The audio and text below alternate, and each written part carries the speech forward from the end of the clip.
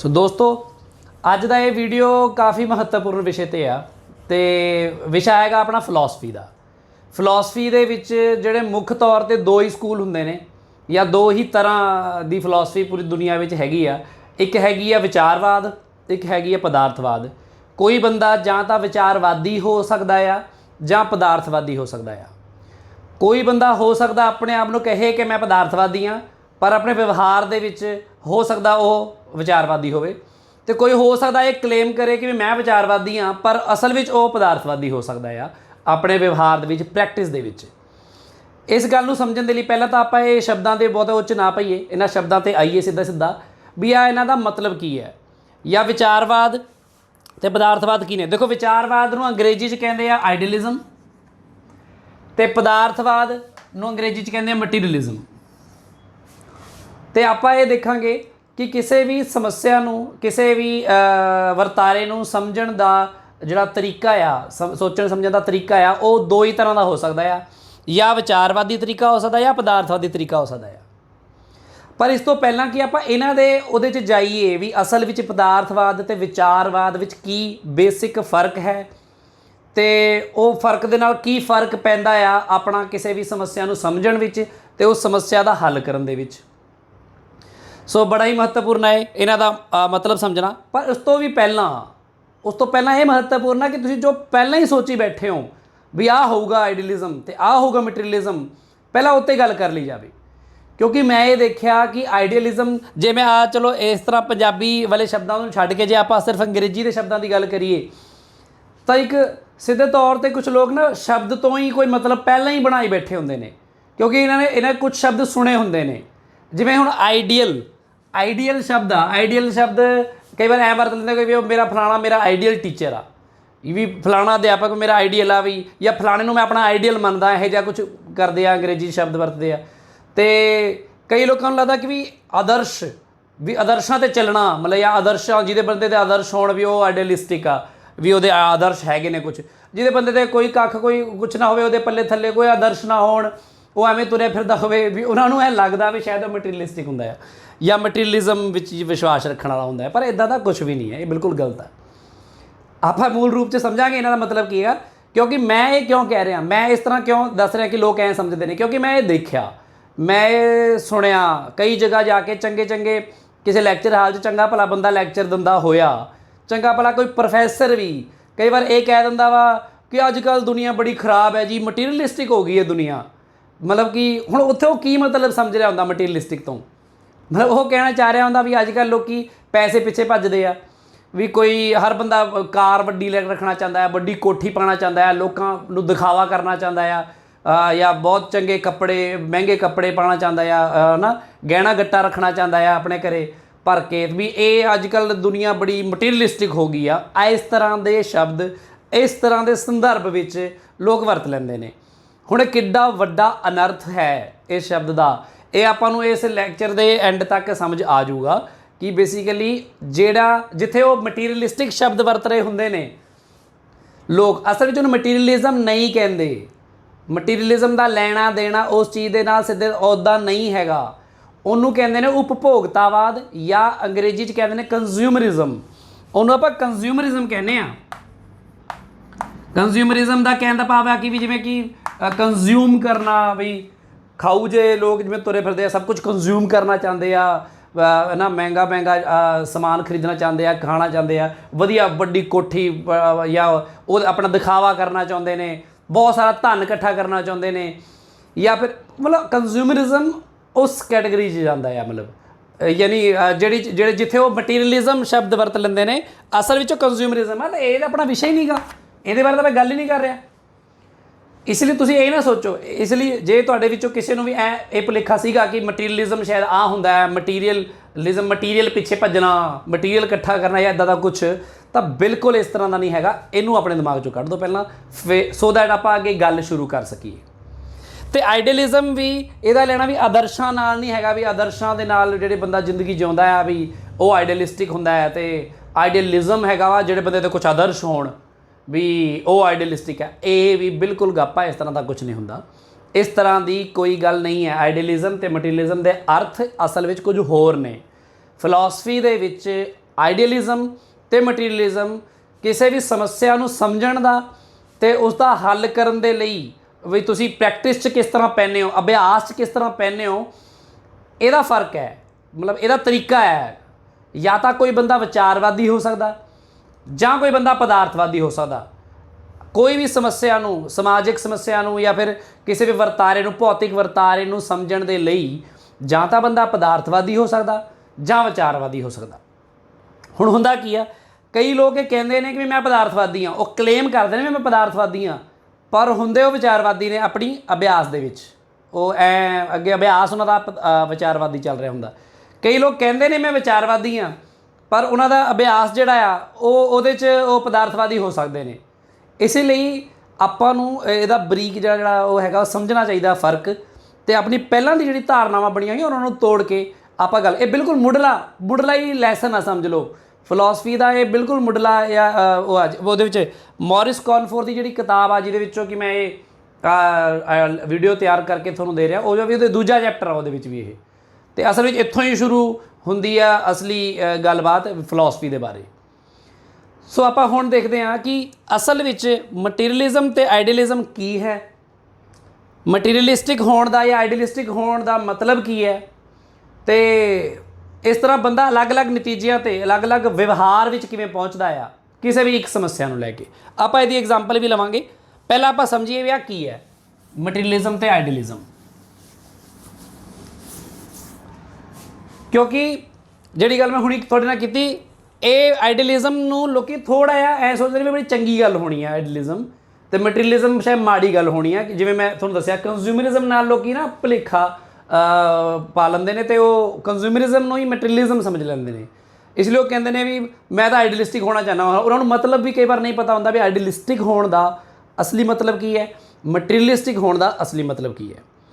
ਇੱਕ ਹੋਰ ਫਰਕ ਇੱਕ ਮੈਂ ਕਿਸੇ ਨਾਲ ਗੱਲਬਾਤ ਕਰਦਾ ਸੀ ਤਾਂ ਮੈਨੂੰ ਪਤਾ ਲੱਗਿਆ ਵੀ ਉਹ ਬੰਦਾ, ਉਹ ਵੀ ਪੜ੍ਹਿਆ ਲਿਖਿਆ ਚੰਗਾ ਭਲਾ ਬੰਦਾ, ਉਹ ਇਹ ਸੋਚ ਰਿਹਾ ਸੀ ਕਿ ਵੀ ਜਿਹੜਾ ਆਈਡੀਅਲਿਸਟਿਕ ਲੋਕ ਹੁੰਦੇ ਨੇ ਉਹ ਹੁੰਦੇ ਨੇ ਕਵੀ, ਉਹ ਹੁੰਦੇ ਨੇ ਜਿਹੜੇ ਲੋਕ ਭਾਵਨਾਵਾਂ ਨੂੰ ਮਹੱਤਵ ਦਿੰਦੇ ਨੇ, ਦੋਸਤੀ ਨੂੰ, ਪਿਆਰ ਨੂੰ, ਜਿਹੜੇ ਨਾਵਲਕਾਰ ਹੁੰਦੇ ਨੇ, ਸਾਹਿਤਕਾਰ ਹੁੰਦੇ ਨੇ, ਉਹ ਹੁੰਦੇ ਨੇ। ਜਿਹੜੇ ਆ ਹੁੰਦੇ ਨੇ ਮਟੀਰੀਅਲਿਜ਼ਮ ਵਾਲੇ, ਵੀ ਇਹਨਾਂ ਚੀਜ਼ਾਂ ਨਾਲ, ਭਾਵਨਾਵਾਂ ਨਾਲ ਕੋਈ ਲੈਣਾ ਦੇਣਾ ਨਹੀਂ ਹੁੰਦਾ, ਇਹ ਭਾਵੁਕ ਨਹੀਂ ਹੁੰਦੇ, ਇਹ ਸੰਵੇਦਨਸ਼ੀਲ ਨਹੀਂ ਹੁੰਦੇ। ਵੀ ਉਹ ਮੈਂ ਕਿਹਾ ਵੀ ਤਾਂ ਬਿਲਕੁਲ ਹੀ ਉਲਟਾ ਪੁਲਟਾ ਬੰਦੇ ਸੋਚਦੇ ਨੇ ਕੁਛ ਵੀ, ਅਤੇ ਕੁਛ ਵੀ ਇੱਕ ਨਵੀਂ ਹੀ ਚੀਜ਼ ਪਤਾ ਲੱਗੀ ਉੱਧਰ ਮੈਨੂੰ। ਤਾਂ ਕਰਕੇ ਮੇਰੇ ਦਿਮਾਗ 'ਚ ਆਇਆ ਵੀ ਇਹਦੇ ਉੱਪਰ ਇੱਕ ਵੀਡੀਓ ਬਣਾਈ ਜਾਵੇ ਵੀ ਜਿਹਦੇ 'ਚ ਆਪਾਂ ਫਰਕ ਸਮਝੀਏ ਇਹਨਾਂ ਦੋਨਾਂ ਗੱਲਾਂ ਦਾ ਕਿ ਮਟੀਰੀਅਲਿਜ਼ਮ ਅਤੇ ਆਈਡੀਅਲਿਜ਼ਮ ਕੀ ਹੈ। ਹੁਣ ਦੇਖੋ, ਸਭ ਤੋਂ ਪਹਿਲਾਂ ਤਾਂ ਆਪਾਂ ਗੱਲ ਕਰੀਏ ਮਟੀਰੀਅਲਿਜ਼ਮ ਦੀ। ਮਟੀਰੀਅਲਿਜ਼ਮ ਦੇ ਵਿੱਚ ਮਟੀਰੀਅਲਿਜ਼ਮ ਸ਼ਬਦ ਬਣਿਆ ਮੈਟਰ ਤੋਂ ਆ। ਮੈਟਰ, ਉਹੀ ਮੈਟਰ ਜਿਹਦੇ ਬਾਰੇ ਕਿਤਾਬਾਂ 'ਚ ਬੱਚਿਆਂ ਨੂੰ ਪੜ੍ਹਾਇਆ ਜਾਂਦਾ ਵਾ, ਭੌਤਿਕ ਵਿਗਿਆਨ ਦੀ ਕਿਤਾਬ ਵੀ ਜਾਂ ਉਹਦੇ ਵਿੱਚ ਕੈਮਿਸਟਰੀ ਵਿੱਚ ਵੀ ਪੜ੍ਹਾ ਦਿੰਦੇ ਨੇ। ਮੈਟਰ ਨੂੰ ਪੰਜਾਬੀ 'ਚ ਕਹਿੰਦੇ ਆ ਪਦਾਰਥ।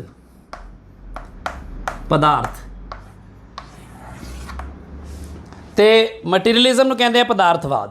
ਹੁਣ ਦੇਖੋ, ਮੈਟਰ ਤੋਂ ਬਣਿਆ ਮਟੀਰੀਅਲਿਜ਼ਮ, ਕਹਿਣ ਦਾ ਭਾਵ ਹੈ ਮਟੀਰੀਅਲਿਸਟਿਕ ਬੰਦਾ ਉਹ ਹੁੰਦਾ ਆ, ਜਾਂ ਮਟੀਰੀਅਲਿਸਟਿਕ ਤਰੀਕਾ ਉਹ ਹੈ ਕਿਸੇ ਵੀ ਚੀਜ਼ ਨੂੰ ਸਮਝਣ ਦਾ ਵੀ ਉਹ ਪਦਾਰਥ ਨੂੰ ਮੁੱਖ ਮੰਨ ਕੇ ਚੱਲਦਾ ਆ, ਜਾਂ ਉਹ ਮੰਨ ਕੇ ਚੱਲਦਾ ਪਦਾਰਥ ਪਹਿਲਾਂ ਆ, ਜਾਂ ਫਿਰ ਇਹ ਕਹਿ ਲਓ ਕਿ ਉਹ ਪਦਾਰਥ ਦੀ ਹੋਂਦ ਵਿੱਚ ਯਕੀਨ ਰੱਖਣ ਵਾਲਾ ਜਿਹੜਾ ਹੁੰਦਾ ਆ ਬੰਦਾ, ਉਹ ਹੁੰਦਾ ਆ ਮਟੀਰੀਅਲਿਸਟਿਕ। ਮਤਲਬ ਕਿ ਉਹ ਪਦਾਰਥ ਦੀ ਹੋਂਦ ਵਿੱਚ ਯਕੀਨ ਰੱਖਦਾ ਹੈ ਕਿ ਪਦਾਰਥ ਹੁੰਦਾ ਆ। ਕਿਉਂਕਿ ਦੇਖੋ ਅਸਲ ਵਿੱਚ ਕੀ ਹੁੰਦਾ, ਕੋਈ ਵੀ ਜੇ ਤੁਸੀਂ ਕਿਸੇ ਚੀਜ਼ ਨੂੰ ਸਮਝਣਾ ਚਾਹੁੰਦੇ ਹੋ ਆਪਣੇ ਆਲੇ ਦੁਆਲੇ, ਜਾਂ ਤਾਂ ਪਦਾਰਥ ਹੈ, ਜਿਵੇਂ ਮੈਂ ਵੀ ਪਦਾਰਥ ਹਾਂ, ਹੈ ਨਾ, living matter, non living matter, ਇਸ ਤਰ੍ਹਾਂ ਫਿਰ ਸੋਲਿਡ, ਲਿਕੁਇਡ, ਗੈਸ, ਹੈ ਨਾ, ਤੁਹਾਨੂੰ ਪਤਾ ਕਈ ਤਰ੍ਹਾਂ ਪਦਾਰਥ ਜੋ ਵੀ ਜਿਸ ਤਰ੍ਹਾਂ ਦਾ ਵੀ ਹੈ ਆਪਣੇ ਆਲੇ ਦੁਆਲੇ ਜੋ ਵੀ ਆਪਾਂ ਦੇਖਦੇ ਹਾਂ, ਇੱਕ ਤਾਂ ਪਦਾਰਥ ਹੈ, ਇੱਕ ਹੈਗਾ ਵਿਚਾਰ। ਆਹ ਦੋ ਹੀ ਚੀਜ਼ਾਂ ਨੇ ਜਿਹੜੀਆਂ ਚੀਜ਼ਾਂ ਨਾਲ ਆਪਣੀ ਪੂਰੀ ਜ਼ਿੰਦਗੀ ਬਣੀ ਹੋਈ ਹੈ, ਜਿਸ ਤਰ੍ਹਾਂ ਆਪਾਂ ਸੋਚਦੇ ਹਾਂ, ਸਮਝਦੇ ਹਾਂ ਚੀਜ਼ਾਂ ਨੂੰ। ਹੁਣ ਵਿਚਾਰ ਜਿਹੜਾ ਆ, ਵਿਚਾਰ ਤੋਂ ਇਨਕਾਰੀ ਨਹੀਂ ਹੈਗਾ ਮਟੀਰੀਅਲਿਸਟਿਕ ਬੰਦਾ ਕਿ ਵਿਚਾਰ ਹੁੰਦਾ ਹੀ ਕੁਛ ਨਹੀਂ ਹੈ, ਨਹੀਂ ਵਿਚਾਰ ਹੁੰਦਾ ਆ, ਪਰ ਉਹ ਕਹਿੰਦਾ ਕਿ ਪਦਾਰਥ ਪਹਿਲਾਂ ਹੁੰਦਾ ਆ ਅਤੇ ਪਦਾਰਥ ਤੋਂ ਵਿਚਾਰ ਪੈਦਾ ਹੁੰਦਾ ਆ, ਜਾਂ ਫਿਰ ਕਹਿ ਲਓ ਕਿ ਪਦਾਰਥ ਦੀ ਹੋਂਦ ਤੋਂ ਬਾਅਦ ਹੀ ਵਿਚਾਰ ਦੀ ਹੋਂਦ ਆਉਂਦੀ ਹੈ। ਆਪਣੇ ਆਪ 'ਚ ਐਬਸੋਲੂਟਲੀ ਇੰਡੀਪੈਂਡੈਂਟਲੀ, ਮਤਲਬ ਆਜ਼ਾਦ ਰੂਪ ਵਿੱਚ ਵਿਚਾਰ ਦਾ ਕੋਈ ਮਤਲਬ ਨਹੀਂ ਬਣਦਾ। ਇਹ ਹੁੰਦਾ ਆ ਪਦਾਰਥਵਾਦ। ਜਿਹਦੇ ਵਿੱਚ ਕਿ ਮੈਟਰ ਨੂੰ, ਪਦਾਰਥ ਦੀ ਹੋਂਦ ਨੂੰ ਮੰਨਦਾ ਹੈ ਉਹ ਬੰਦਾ, ਕੋਈ ਮੰਨ ਕੇ ਚੱਲਦਾ ਕਿ ਹਾਂ ਪਦਾਰਥ ਤਾਂ ਹੁੰਦਾ ਹੀ ਹੈ। ਹੁਣ ਜੋ ਮੇਰੇ ਆਲੇ ਦੁਆਲੇ ਜੋ ਚੀਜ਼ਾਂ ਹੈਗੀਆਂ ਨੇ ਮੈਂ ਉਹਨਾਂ ਦੀ ਹੋਂਦ ਨੂੰ ਮੰਨ ਰਿਹਾ ਹਾਂ ਕਿ ਆ ਮੇਰੇ ਸਾਹਮਣੇ ਆ ਕੈਮਰਾ ਆ, ਮੈਂ ਮੰਨ ਰਿਹਾ ਮੈਂ ਆ ਕੈਮਰਾ ਹੈ, ਆ ਪੱਖਾ ਹੈਗਾ ਆ, ਇੱਥੇ ਆ ਲਾਈਟਾਂ ਹੈਗੀਆਂ ਨੇ ਚੱਲ ਰਹੀਆਂ ਨੇ, ਇਹ ਸਾਰਾ ਕੁਝ ਹੈ ਮੇਰੇ ਆਲੇ ਦੁਆਲੇ, ਆ ਬੋਰਡ ਆ ਚੌਕ ਆ, ਇਹਨਾਂ ਦੀ ਹੋਂਦ ਨੂੰ ਮੈਂ ਮੰਨ ਰਿਹਾ ਵੀ ਇਹ ਹੈਗੀਆਂ ਨੇ। ਹੁਣ ਤੁਸੀਂ ਕਹੋਗੇ ਹਾਂ ਇਹ 'ਚ ਕਿਹੜੀ ਵੱਡੀ ਗੱਲ ਹੋ ਗਈ, ਹਾਂ ਹੈਗੀਆਂ ਨੇ ਤੂੰ ਮੰਨ ਰਿਹਾ ਵਾਂ, ਨਹੀਂ ਹੁੰਦੀਆਂ ਤਾਂ ਤੂੰ ਨਾ ਮੰਨਦਾ। ਹਾਂ ਬਿਲਕੁਲ ਠੀਕ ਹੈ ਤੁਹਾਡੀ ਗੱਲ, ਪਰ ਹੁਣ ਦੇਖਦੇ ਹਾਂ ਵਿਚਾਰਵਾਦੀ ਤਰੀਕਾ ਕੀ ਹੈ। ਫਿਰ ਵਿਚਾਰਵਾਦੀ ਤਰੀਕੇ ਵਿੱਚ ਕੀ ਆ, ਆਈਡੀਅਲਿਜ਼ਮ ਵਿੱਚ ਜਿਹੜਾ ਇਹ ਹੈਗਾ ਵਾ ਆਈਡੀਆ, ਇਹ ਆਈਡੀਆ ਨੂੰ ਮੁੱਖ ਮੰਨ ਕੇ ਚੱਲਦਾ ਆ। ਆਈਡੀਆ ਮਤਲਬ ਵਿਚਾਰ, ਇਹ ਆਈਡੀਆ ਨੂੰ ਮੁੱਖ ਮੰਨ ਕੇ ਚੱਲਦਾ ਵੀ ਮੁੱਖ ਹੈਗਾ ਆਈਡੀਆ, ਵਿਚਾਰ ਆ। ਅਸਲ ਵਿੱਚ ਜਿਹੜੀ ਇਹ ਪਦਾਰਥ ਦੀ ਹੋਂਦ ਨੂੰ ਨਹੀਂ ਮੰਨਦਾ, ਇਹ ਕਹਿੰਦਾ ਪਦਾਰਥ ਕੁਛ ਨਹੀਂ ਹੁੰਦਾ, ਵਿਚਾਰ ਹੁੰਦਾ ਆ ਬਸ। ਤੁਹਾਡੇ ਅੰਦਰ ਕੋਈ ਵਿਚਾਰ ਹੈ, ਉਹਦੀ ਇੰਡੀਪੈਂਡੈਂਟ ਐਗਜ਼ਿਸਟੈਂਸ ਉਹ ਮੰਨਦਾ ਹੈ ਕਿ ਇੰਡੀਪੈਂਡੈਂਟਲੀ ਆਜ਼ਾਦ ਰੂਪ ਵਿੱਚ ਉਹਦੀ ਹੋਂਦ ਹੋ ਸਕਦੀ ਵਿਚਾਰ ਦੀ, ਚਾਹੇ ਪਦਾਰਥ ਨਾ ਵੀ ਹੋਵੇ। ਜਾਂ ਫਿਰ ਉਹ ਮੰਨਦਾ ਕਿ ਪਦਾਰਥ ਜਿਹੜਾ ਹੈ ਉਹ ਮੁੱਖ ਨਹੀਂ ਗਾ, ਮੁੱਖ ਹੈਗਾ ਵਿਚਾਰ। ਵਿਚਾਰ ਤੋਂ ਉਹ ਕਹਿੰਦਾ ਪਦਾਰਥ ਦੀ ਧਾਰਨਾ ਪੈਦਾ ਹੁੰਦੀ ਹੈ। ਪਦਾਰਥ ਬਾਰੇ ਜੋ ਤੁਹਾਡੀ ਧਾਰਨਾ ਹੈ ਉਹ ਵਿਚਾਰ ਤੋਂ ਪੈਦਾ ਹੁੰਦੀ ਹੈ। ਦੇਖੋ ਬਿਲਕੁਲ ਉਲਟਾ ਆ, ਮਤਲਬ ਕਹਿੰਦਾ ਇੱਕ ਬੰਦਾ ਸਿੱਧਾ ਖੜਾ ਹੈ, ਇੱਕ ਦੇ ਪੈਰ ਉੱਪਰ ਤੇ ਸਿਰ ਨੀਚੇ ਆ, ਸਮਝ ਲਓ ਇਸ ਤਰ੍ਹਾਂ ਇੰਨਾ ਫਰਕ ਆ ਦੋਨਾਂ ਦੇ ਵਿੱਚ। ਇਹ ਕਹਿੰਦਾ ਪਦਾਰਥ ਤੋਂ ਵਿਚਾਰ ਪੈਦਾ ਹੁੰਦਾ ਆ। ਤੇ ਹੁਣ ਆਪਾਂ ਇਹਨਾਂ ਗੱਲਾਂ ਨੂੰ ਸਮਝਣ ਦੀ ਕੋਸ਼ਿਸ਼ ਕਰਦੇ ਹਾਂ ਬੇਸਿਕਲੀ ਕਿਵੇਂ, ਹੁਣ ਕੀ ਫਰਕ ਆ। ਤੁਸੀਂ ਕਿਸੇ ਬਾਬੇ ਦਾ ਸਤਸੰਗ ਸੁਣਿਆ ਹੋਣਾ ਕਦੀ ਨਾ ਕਦੀ, ਟੀਵੀ ਟੂਵੀ 'ਤੇ ਆਉਂਦਾ ਹੁੰਦਾ, ਕਈ ਵਾਰ ਤੁਸੀਂ ਨਹੀਂ ਵੀ ਗਏ ਕਿਤੇ ਤਾਂ ਟੀਵੀ 'ਤੇ ਸੁਣਿਆ ਹੋਣਾ ਕਿਤੇ ਨਾ ਕਿਤੇ। ਅਤੇ ਤੁਸੀਂ ਇੱਕ ਸ਼ਬਦ ਸੋਚੋ, ਫਿਲਮਾਂ ਵਿੱਚ ਵੀ ਕਿਤੇ ਨਾ ਕਿਤੇ ਉਹ ਬੋਲਦੇ ਨੇ ਨਾ, ਕਹਿੰਦੇ ਸਭ ਮੋਹ ਮਾਇਆ ਹੈ। ਜਦੋਂ ਕੋਈ ਬਾਬਾ ਇਹ ਕਹਿੰਦਾ ਆ ਵੀ ਸਭ ਮੋਹ ਮਾਇਆ ਹੈ, ਤਾਂ ਬੇਸਿਕਲੀ ਉਹ ਕੀ ਕਹਿੰਦਾ ਆ? ਜਦੋਂ ਕੋਈ ਬਾਬਾ ਕਹਿੰਦਾ ਵੀ ਸਭ ਮੋਹ ਮਾਇਆ ਹੈ, ਉਹਦਾ ਮਤਲਬ ਹੁੰਦਾ ਕਿ ਜਿਹੜਾ ਕੁਝ ਤੁਹਾਨੂੰ ਆਲੇ ਦੁਆਲੇ ਦਿਖ ਰਿਹਾ, ਜੋ ਕੁਝ ਵੀ ਤੁਹਾਨੂੰ ਆਸੇ ਪਾਸੇ ਨਜ਼ਰ ਆਉਂਦਾ ਆ, ਜਿਹੜੀ ਚੀਜ਼ ਵਿੱਚ ਫਸ ਕੇ ਤੁਸੀਂ ਕਦੇ ਦੁਖੀ ਜਾਂ ਸੁਖੀ ਹੁੰਦੇ ਹੋ, ਵੀ ਇਹ ਮੋਹ ਮਾਇਆ ਆ। ਮੋਹ ਮਾਇਆ ਦਾ ਮਤਲਬ ਹੈ ਇੱਦਾਂ ਦਾ ਕੁਝ ਹੈ ਨਹੀਂ ਅਸਲ ਵਿੱਚ। ਤੁਸੀਂ ਮੋਹ ਅਤੇ ਮਾਇਆ ਜਾਲ ਵਿੱਚ ਫਸੇ ਹੋਏ ਹੋ। ਅਤੇ ਮਾਇਆ ਜਾਲ ਕਿਹਦਾ ਵਾ? ਉਹ ਕਿਸੇ ਰੱਬ ਦਾ ਜਾਂ ਕਿਸੇ ਵੀ ਇਸ ਤਰ੍ਹਾਂ ਦੀ ਕੋਈ ਸੁਪਰ ਨੈਚੁਰਲ ਪਾਵਰ ਦੀ ਗੱਲ ਕਰਦਾ ਉਹ, ਕਿ ਉਹਨੇ ਮਾਇਆ ਜਾਲ ਬਣਾਇਆ ਅਤੇ ਤੂੰ ਅਤੇ ਤੇਰੀ ਆਤਮਾ ਵਿੱਚ ਫਸੀ ਹੋਈ ਹੈ ਬਸ। ਅਤੇ ਆਲੇ ਦੁਆਲੇ ਜੋ ਕੁਝ ਤੈਨੂੰ ਦਿਖ ਰਿਹਾ, ਜੋ ਕੁਝ ਲੱਗ ਰਿਹਾ, ਇਹ ਹੈ ਨਹੀਂ, ਇਹ ਤਾਂ ਤੈਨੂੰ ਲੱਗ ਰਿਹਾ ਬਸ, ਕਿਉਂਕਿ ਅਸਲ ਵਿੱਚ ਵਿਚਾਰ ਹੀ ਮੁੱਖ ਆ। ਤੈਨੂੰ ਇਹ ਮਹਿਸੂਸ ਹੋ ਰਿਹਾ, ਤੈਨੂੰ ਇਹ ਲੱਗ ਰਿਹਾ ਕਿ ਤੂੰ ਦੁਖੀ ਆ ਜਾਂ ਸੁਖੀ ਆ, ਤੈਨੂੰ ਇਹ ਲੱਗ ਰਿਹਾ ਸਾਰਾ ਕੁਝ। ਅਤੇ ਇਸੇ ਕਰਕੇ ਉਹ ਮੰਨ ਕੇ ਚੱਲਦਾ ਆ, ਉਹ ਆਈਡੀਅਲਿਸਟਿਕ ਹੁੰਦਾ ਆ। ਉਹ ਜਿਹੜਾ ਬਾਬਾ ਬੈਠਾ ਸਤਸੰਗ ਦੇ ਰਿਹਾ ਹੁੰਦਾ ਨਾ, ਜਿਹੜਾ ਇਹ ਕਹਿ ਰਿਹਾ ਹੁੰਦਾ ਕਿ ਸਭ ਮੋਹ ਮਾਇਆ ਹੈ, ਮਤਲਬ ਉਹ ਪਦਾਰਥ ਦੀ ਹੋਂਦ ਨੂੰ ਇਨਕਾਰ ਕਰ ਰਿਹਾ ਹੁੰਦਾ। ਉਹ ਕਹਿੰਦਾ ਪਦਾਰਥ ਹੁੰਦਾ ਹੀ ਨਹੀਂ ਹੈ ਕੁਛ, ਆਲੇ ਦੁਆਲੇ ਜੋ ਕੁਝ ਤੁਹਾਨੂੰ ਦਿਖ ਰਿਹਾ, ਜਿਹੜੀ ਤੁਹਾਨੂੰ ਦੁਨੀਆ ਦਿਖ ਰਹੀ ਆ ਸੜਕਾਂ ਨੇ, ਆ ਗੱਡੀਆਂ ਨੇ, ਤੁਸੀਂ ਕਿਤੇ ਜਾ ਰਹੇ ਹੋ ਆ ਰਹੇ ਹੋ, ਜੋ ਕੁਝ ਖਾ ਰਹੇ ਹੋ ਪੀ ਰਹੇ ਹੋ, ਸਾਰਾ ਕੁਛ ਵੀ ਇਹ ਸਾਰਾ ਕੁਝ ਸਿਰਫ ਇੱਕ ਮਾਇਆ ਜਾਲ ਆ, ਸਿਰਫ ਇੱਕ ਮਤਲਬ ਮੋਹ ਮਾਇਆ ਵਾ, ਵੀ ਜਿਹਦੇ ਮੋਹ 'ਚ ਤੁਸੀਂ ਫਸੇ ਹੋਏ ਹੋ, ਅਤੇ ਇਹਦੇ 'ਚੋਂ ਨਿਕਲੋ ਅਤੇ ਸਾਰੀ ਜਿਹੜੀ ਮਾਇਆ ਆਪਣੀ ਉਹ ਮੈਨੂੰ ਦੇ ਦਿਓ। ਬਾਬਾ ਬੇਸਿਕਲੀ ਆਹੀ ਕਹਿੰਦਾ। ਮੁੜ ਕੇ ਤੁਸੀਂ ਦੇਖੋ ਡੇਰਿਆਂ 'ਚ ਕੋਲ ਕਿੰਨਾ ਚੰਗਾ ਪੈਸਾ ਹੁੰਦਾ ਹੈ, ਅਤੇ ਸਾਰੇ ਗਰੀਬ ਵਿਚਾਰੇ ਉੱਥੇ ਮਤਲਬ ਲਾਈਨ 'ਚ ਲੱਗੇ ਹੁੰਦੇ ਨੇ ਆਪਣਾ ਸਾਰਾ ਕੁਝ ਦੇ ਦੂ ਕੇ। ਤੋ ਕਿਉਂਕਿ ਇਹ ਫਲਸਫਾ ਜਿਹੜੀ ਆ ਬ੍ਰਾਂਚ ਆ ਆਈਡੀਅਲਿਜ਼ਮ, ਇਹ ਬੇਸਿਕਲੀ ਇੱਦਾਂ ਹੀ ਕੰਮ ਕਰਦਾ ਆ। ਇਹ ਤੁਹਾਡੇ ਸਾਹਮਣੇ ਵਿਚਾਰ ਦੀ ਪ੍ਰਮੁੱਖਤਾ ਰੱਖਦਾ ਹੈ ਕਿ ਵਿਚਾਰ ਹੀ ਮੁੱਖ ਹੈ। ਪਦਾਰਥ ਨੂੰ ਇਹ ਮਨਾ ਕਰ ਦਿੰਦਾ ਕਿ ਵੀ ਪਦਾਰਥ ਦੀ ਐਗਜ਼ਿਸਟੈਂਸ ਨੂੰ ਮੰਨਣ ਤੋਂ ਮਨਾ ਕਰ ਦਿੰਦਾ, ਵੀ ਪਦਾਰਥ ਹੁੰਦਾ ਹੀ ਨਹੀਂ ਹੈ। ਇਹ ਮੰਨਦਾ ਹੈ ਕਿ ਪਦਾਰਥ ਹੁੰਦਾ ਆ। ਜੇ ਮੈਂ ਦੁਖੀ ਹੈਗਾ ਵਾਂ ਤਾਂ ਮਤਲਬ ਉਹਦੇ ਕੁਝ ਕਾਰਨ ਨੇ, ਕੁਝ ਮੇਰੇ ਆਲੇ ਦੁਆਲੇ ਦੇ ਕੋਈ ਹਾਲਾਤ ਨੇ ਵੀ ਜਿਹਦੇ ਕਰਕੇ ਮੈਂ ਦੁਖੀ ਹਾਂ ਜਾਂ ਸੁਖੀ ਹਾਂ। ਅਤੇ ਮੈਂ ਜੋ ਆ ਗੱਡੀਆਂ ਕਾਰਾਂ ਜਾਂ ਫਿਰ ਜਿਹੜਾ ਇਹ ਪਹਾੜ ਝਰਨੇ ਅਤੇ ਆ ਜਿਹੜੇ ਸਮੁੰਦਰ ਬੀਚਿਸ ਆ ਸਾਰਾ ਕੁਝ ਦੇਖ ਰਿਹਾ ਮੈਂ, ਇਹ ਸਾਰਾ ਕੁਝ ਹੈ।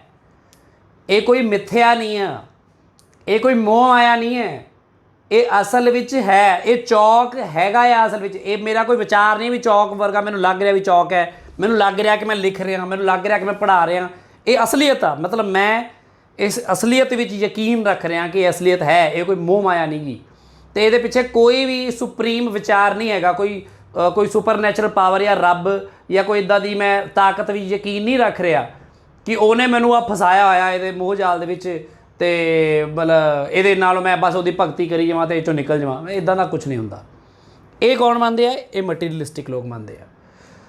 ਹੁਣ ਕਹਿਣ ਦਾ ਮਤਲਬ ਕਿ ਹੁਣ ਇਹ ਤਾਂ ਗੱਲ ਹੋ ਗਈ ਇਹਨਾਂ ਦੇ ਮੂਲ ਰੂਪ ਦੇ ਵਿੱਚ ਕਿ ਵਿਚਾਰ ਤੋਂ ਪਦਾਰਥ ਜਾਂ ਪਦਾਰਥ ਤੋਂ ਵਿਚਾਰ, ਇੱਥੇ ਫਰਕ ਹੋ ਗਿਆ। ਜਿਹਨੇ ਪਦਾਰਥ ਨੂੰ ਮੰਨਿਆ ਕਿ ਪਦਾਰਥ ਹੈ ਅਤੇ ਉਹਨੇ ਮੰਨਿਆ ਕਿ ਪਦਾਰਥ ਦੇ ਹੋਣ ਦੇ ਕਰਕੇ ਹੀ ਵਿਚਾਰ ਪੈਦਾ ਹੋਇਆ, ਉਹ ਹੈਗਾ ਪਦਾਰਥਵਾਦੀ। ਜਿਹੜਾ ਕਹਿੰਦਾ ਪਦਾਰਥ ਦੀ ਕੋਈ ਲੋੜ ਨਹੀਂ, ਪਦਾਰਥ ਕੀ ਹੁੰਦਾ? ਕੁਛ ਵੀ ਨਹੀਂ ਹੁੰਦਾ। ਪਦਾਰਥ ਵਿਚਾਰ ਹੈ ਸਾਰਾ ਕੁਛ, ਅਤੇ ਵਿਚਾਰ ਦੇ ਕਰਕੇ ਤੁਹਾਨੂੰ ਲੱਗਦਾ ਹੈ ਕਿ ਪਦਾਰਥ ਵਰਗੀਆਂ ਚੀਜ਼ਾਂ ਤੁਹਾਡੇ ਆਲੇ ਦੁਆਲੇ ਹੈਗੀਆਂ ਨੇ ਜਾਂ ਪਦਾਰਥ ਹੈ, ਜਾਂ ਉਹ ਵਿਚਾਰ ਤੋਂ ਪਦਾਰਥ ਨੂੰ ਪੈਦਾ ਹੋਇਆ ਮੰਨਦਾ ਆ, ਇਸ ਤਰ੍ਹਾਂ ਮੰਨ ਕੇ ਚੱਲਦਾ ਆ, ਕਿਸੇ ਪਰਾਲੌਕਿਕ ਕਿਸੇ ਸ਼ਕਤੀ ਵਿੱਚ ਯਕੀਨ ਰੱਖਦਾ ਹੋਇਆ ਚੱਲਦਾ ਆ, ਅਤੇ ਆਪਣੇ ਸਾਰੇ ਸਵਾਲਾਂ ਦੇ ਜਵਾਬ ਐਂਡ ਵਿੱਚ ਬਸ ਕਿਸੇ ਸੁਪਰ ਨੈਚੁਰਲ ਪਾਵਰ ਵਿੱਚ ਲੱਭਦਾ ਆ, ਅਤੇ ਉਹ ਵਿਚਾਰਵਾਦੀ ਹੈ। ਇਸ ਲਈ ਇਹਦਾ ਕੋਈ ਆਦਰਸ਼ ਵਿਦਰਸ਼ ਨਾਲ ਲੈਣਾ ਦੇਣਾ ਸਿੱਧੇ ਤੌਰ 'ਤੇ ਨਹੀਂ ਹੈਗਾ। ਨਾ ਹੀ ਕੋਈ ਇਹ ਕਿ ਇਹ ਲੋਕ ਜ਼ਿਆਦਾ ਸੰਵੇਦਨਸ਼ੀਲ ਹੁੰਦੇ ਨੇ, ਘੱਟ ਹੁੰਦੇ ਨੇ, ਜਾਂ ਉਹ ਜਿਹੜਾ ਪਹਿਲਾਂ ਮੈਂ ਸਮਝਾਈ ਚੁੱਕਾ ਤੁਹਾਨੂੰ ਸ਼ੁਰੂ ਦੇ ਵਿੱਚ ਹੀ ਕਿ ਉਹ ਗੱਲਾਂ ਉਸ ਤਰ੍ਹਾਂ ਨਹੀਂ ਹੈਗੀਆਂ, ਇਸ ਤਰ੍ਹਾਂ ਨਹੀਂ। ਸੋ ਇਹਦਾ ਇੱਕ ਤਰੀਕਾ ਵਾ, ਇੱਕ ਤਾਂ ਸੋਚਣ ਸਮਝਣ ਦਾ। ਹੁਣ ਦੇਖੋ, ਕੋਈ ਬੰਦਾ ਕਹੂਗਾ ਫੇਰ ਕੀ ਹੋ ਗਿਆ? ਕੋਈ ਵਿਚਾਰ ਤੋਂ ਪਦਾਰਥ ਮੰਨੀ ਜਾਵੇ ਜਾਂ ਕੋਈ ਪਦਾਰਥ ਤੋਂ ਵਿਚਾਰ ਮੰਨੀ ਜਾਵੇ ਤਾਂ ਫਿਰ ਨੁਕਸਾਨ ਹੀ ਕੀ ਹੈ? ਹੋ ਹੀ ਜਾਵੇ। ਜਿਹੜੇ ਬੰਦੇ ਨੇ ਜੋ ਮੰਨਣਾ ਮੰਨੀ ਜਾਵੇ, ਜਿਹੜੇ ਬੰਦੇ ਨੇ ਇਸ ਦੁਨੀਆ ਨੂੰ ਜਿਵੇਂ ਦੇਖਣਾ ਦੇਖੀ ਜਾਵੇ, ਵਿੱਚ ਨੁਕਸਾਨ ਹੀ ਕੀ ਹੈ? ਹੁਣ ਆਪਾਂ ਇਸ ਗੱਲ ਨੂੰ ਸਮਝਣ ਦੀ ਕੋਸ਼ਿਸ਼ ਕਰਦੇ ਹਾਂ ਵੀ ਇਹਦਾ ਪਦਾਰਥਵਾਦੀ ਹੋਣ ਦਾ ਜਾਂ ਵਿਚਾਰਵਾਦੀ ਹੋਣ ਦਾ ਫਾਇਦਾ ਜਾਂ ਨੁਕਸਾਨ ਕੀ ਹੈ। ਅਤੇ ਇਸ ਨੂੰ ਤੁਸੀਂ ਹੁਣ ਆਪਣੇ ਜੀਵਨ ਵਿੱਚ ਆਪ ਆਪਣੇ ਛੋਟੇ ਛੋਟੇ ਸਵਾਲਾਂ ਵਿੱਚ ਸੋਚ ਸਕਦੇ ਹੋ ਕਿ ਤੁਸੀਂ ਕਿਸੇ ਚੀਜ਼ ਨੂੰ ਕਿਵੇਂ ਸਮਝਦੇ ਹੋ। ਜਿਵੇਂ ਵਿਗਿਆਨ ਦੀ ਕਿਤਾਬ ਦਾ ਇੱਕ ਛੋਟਾ ਜਿਹਾ ਸਵਾਲ, ਵਿਗਿਆਨ ਦੀ ਕਿਤਾਬ ਦਾ ਛੋਟਾ ਜਿਹਾ ਸਵਾਲ ਆਪਾਂ ਲੈਂਦੇ ਹਾਂ ਕੋਈ ਕਿ ਜਿਵੇਂ ਪਹੀਏ ਦਾ ਜਾਂ ਉਹਦਾ ਵੀਲ ਦਾ ਉਹ ਹੋਇਆ ਦੀ ਖੋਜ ਹੋਈ, ਪਹੀਆ ਜਿਹੜਾ ਬਣਾਇਆ ਗਿਆ ਵੀ ਉਹਦੀ ਖੋਜ ਕਿਵੇਂ ਹੋਈ। ਹੁਣ ਉਹਦੀ ਖੋਜ ਕਿਹਨੇ ਕੀਤੀ ਇਹਦੇ ਬਾਰੇ ਤਾਂ ਕੋਈ ਜਾਣਕਾਰੀ ਹੈ ਨਹੀਂ ਆਪਣੇ ਕੋਲ, ਕਿ ਕੋਈ ਹੁਣ ਵਿਗਿਆਨੀ ਹੋਵੇ ਇੱਦਾਂ ਦਾ ਕੁਝ, ਕਿਉਂਕਿ ਮਨੁੱਖ ਦੇ ਜਦੋਂ ਮਨੁੱਖ ਕੁਦਰਤ ਨਾਲ ਲੜ ਰਿਹਾ ਸੀ ਅਤੇ ਉਹਦੇ ਵਿੱਚੋਂ ਬਹੁਤ ਸਾਰੀ ਚੀਜ਼ਾਂ, ਅੱਗ ਦੀ ਖੋਜ, ਪਹੀਏ ਦੀ ਖੋਜ, ਇੱਦਾਂ ਦੀ ਖੋਜਾਂ ਜਿਹੜੀਆਂ ਬਹੁਤ ਹੀ ਵੱਡੀਆਂ ਖੋਜਾਂ ਉਸ ਟਾਈਮ ਹੋਈਆਂ। ਉਹ ਮਨੁੱਖ, ਉਹ ਸਾਰਿਆਂ ਨੂੰ ਹੀ ਆਪਾਂ ਕਹਿ ਸਕਦੇ ਵੀ ਉਸ ਟਾਈਮ ਜਿਹੜੇ ਵੀ ਮਨੁੱਖ ਸੀਗੇ ਉਹਨਾਂ ਸਾਰਿਆਂ ਨੇ ਮਿਲ ਕੇ ਇਹ ਖੋਜ ਕੀਤੀ ਅਤੇ ਮਨੁੱਖ ਦਾ ਵਿਕਾਸ ਹੋਇਆ, ਮਨੁੱਖ ਅੱਗੇ ਵਧਿਆ। ਫਿਰ ਠੀਕ ਆ, ਕਿਵੇਂ ਹੋਇਆ? ਹੁਣ ਇਸ ਨੂੰ ਵਿਚਾਰਵਾਦੀ ਕਿਵੇਂ ਸੋਚੂਗਾ ਕਿ ਵੀ ਜੇ ਪਹੀਏ ਦੀ ਖੋਜ ਹੋਈ ਕਿਵੇਂ ਹੋਈ ਹੋਊਗੀ? ਵਿਚਾਰਵਾਦੀ ਸੋਚੂਗਾ ਕਿ ਵੀ ਐਂ ਕਰਕੇ ਇੱਕ ਦਿਨ ਬੈਠਾ ਹੋਊਗਾ ਇੱਕ ਬੰਦਾ, ਐਂ ਪਹਾੜ 'ਤੇ ਬੈਠਾ ਐਂ ਸੋਚੀ ਜਾਂਦਾ ਹੋਊਗਾ ਅਤੇ ਸੋਚਦੇ ਦਿਮਾਗ 'ਚ ਆਇਆ ਹੋਊਗਾ, ਅੱਛਾ ਹਾਂ ਵੀ ਪਹੀਆ ਇੱਦਾਂ ਦਾ ਗੋਲ ਬਣਾ ਲਿਆ ਜਾਵੇ ਅਤੇ ਉਹਦੇ ਨਾਲ ਮਤਲਬ ਉਹਨੂੰ ਮੈਂ ਗੱਡੇ ਥੱਲੇ ਲਾ ਲਵਾਂ ਆਪਣੇ, ਅਤੇ ਉਹਨੂੰ ਘੜੀਸਣ ਦੀ ਬਜਾਏ ਉਹ ਜ਼ਿਆਦਾ ਵਧੀਆ ਤੇਜ਼ ਚੱਲ ਸਕਦਾ ਆ। ਵੀ ਐਂ ਬੈਠੇ ਬੈਠੇ ਦਿਮਾਗ 'ਚ ਆਇਆ। ਇਹ ਵਿਚਾਰਵਾਦੀ ਸੋਚਦਾ ਹੈ। ਵਿਚਾਰਵਾਦੀ ਨੂੰ ਲੱਗਦਾ ਕਿ ਬੈਠੇ ਬੈਠੇ ਅੱਖਾਂ ਬੰਦ ਕਰਕੇ ਬਸ ਉੱਪਰੋਂ ਹੀ ਆਮਦ ਹੁੰਦੀ ਹੈ ਵਿਚਾਰਾਂ ਦੀ, ਅਤੇ ਉਹ ਹੁੰਦੀ ਉਹਦੇ ਨਾਲ ਸਮਾਜ ਦਾ ਜਾਂ ਤੁਸੀਂ ਆਲੇ ਦੁਆਲੇ ਜੋ ਪਦਾਰਥ ਦੇਖ ਰਹੇ ਹੋ ਜਾਂ ਉਹ ਸਮਝ ਰਹੇ ਹੋ ਉਹਦਾ ਕੋਈ ਲੈਣਾ ਦੇਣਾ ਨਹੀਂ ਹੁੰਦਾ। ਇਹ ਵਿਚਾਰਵਾਦੀ ਨੂੰ ਲੱਗਦਾ ਆ। ਪਰ ਪਦਾਰਥਵਾਦੀ ਤਰੀਕਾ ਕੀ ਹੈ? ਪਦਾਰਥਵਾਦੀ ਬੰਦਾ ਸੋਚੂਗਾ ਕਿ ਐਂ ਥੋੜ੍ਹੀ ਦਿਮਾਗ 'ਚ ਆ ਗਿਆ ਹੋਣਾ ਉਹਦੇ, ਵੀ ਮਨੁੱਖ ਨੇ ਪਦਾਰਥ ਨਾਲ ਉਹਦਾ ਵਾਹ ਪਿਆ, ਉਹਨੇ ਆਲੇ ਦੁਆਲੇ ਜੋ ਦੇਖਿਆ ਸਮਝਿਆ ਉਹਦੇ ਕਰਕੇ ਹੀ ਉਹਦੇ ਦਿਮਾਗ 'ਚ ਵਿਚਾਰ ਆਇਆ ਹੋਣਾ।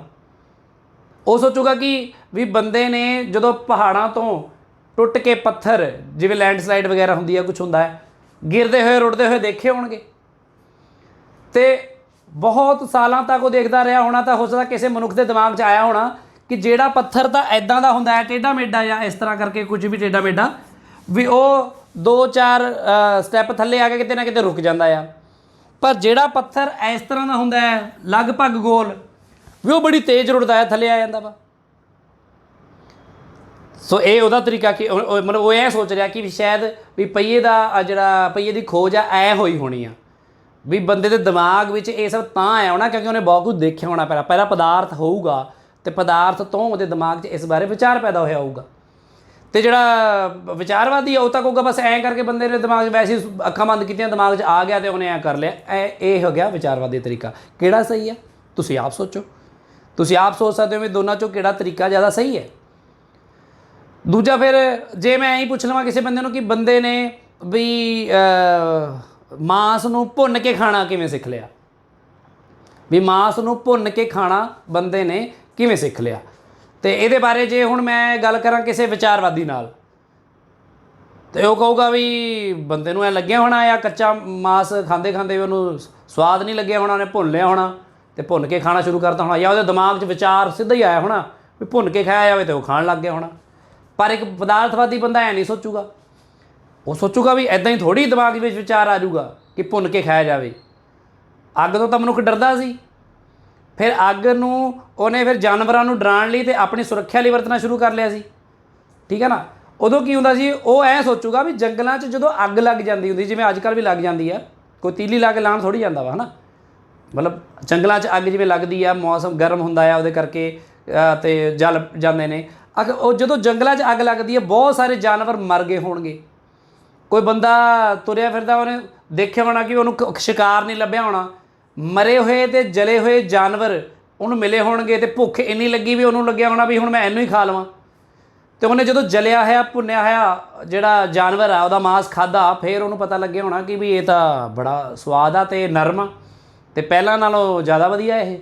ਤਾਂ ਉੱਥੋਂ ਉਹਦੇ ਦਿਮਾਗ ਵਿੱਚ ਆਇਆ ਹੋਣਾ ਕਿ ਵੀ ਇਹਨੂੰ ਜੇ ਮੈਂ ਅੱਗ ਵਿੱਚ ਪਹਿਲਾਂ ਹੀ ਮੈਂ ਜਲਾ ਲਿਆ ਕਰਾਂ ਵੀ ਤਾਂ ਮੈਂ ਖਾ ਲਿਆ ਕਰਾਂ। ਕਹਿਣ ਦਾ ਮਤਲਬ ਇਹ ਹੈ ਕਿ ਛੋਟੇ ਤੋਂ ਛੋਟੇ ਸਵਾਲ ਦੀ ਦੋ ਤਰ੍ਹਾਂ ਦੀ ਵਿਆਖਿਆ ਹੋ ਸਕਦੀ ਹੈ ਕਿ ਤੁਸੀਂ ਉਸਨੂੰ ਕਿਵੇਂ ਸੋਚਦੇ ਹੋ। ਕਿ ਤੁਸੀਂ ਸੋਚਦੇ ਹੋ ਵਿਚਾਰ ਸਿੱਧਾ ਹੀ ਆ ਜਾਂਦਾ ਦਿਮਾਗ ਵਿੱਚ, ਜਾਂ ਤੁਸੀਂ ਸੋਚਦੇ ਹੋ ਕਿ ਵਿਚਾਰ ਸਿੱਧਾ ਹੀ ਨਹੀਂ ਆ ਜਾਂਦਾ, ਉਹਦੇ ਕੋਈ ਨਾ ਕੋਈ ਪਦਾਰਥਕ ਹਾਲਤਾਂ ਹੁੰਦੀਆਂ ਨੇ ਜਿਨ੍ਹਾਂ ਦੇ ਕਰਕੇ ਕੋਈ ਵਿਚਾਰ ਜਨਮ ਲੈਂਦਾ ਆ। ਕੋਈ ਵੀ ਵਿਚਾਰ, ਕੋਈ ਵੀ ਨਵਾਂ ਵਿਚਾਰ ਉਹ ਪਦਾਰਥਕ ਹਾਲਤਾਂ ਦੇ ਕਰਕੇ ਪੈਦਾ ਹੁੰਦਾ ਆ।